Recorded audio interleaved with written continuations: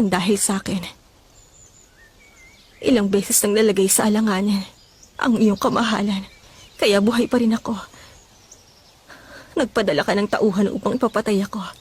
Ngunit ngayon nagpapanggap ka at pinigilan ang pagkitil ng buhay ko. Kailan ko ginawa ang bagay na yun?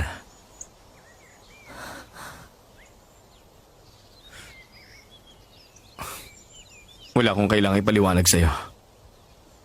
Maliban sa pagpunta ko rito para sa'yo. Kung hindi ka naniniwala, maaari mo na akong patayin.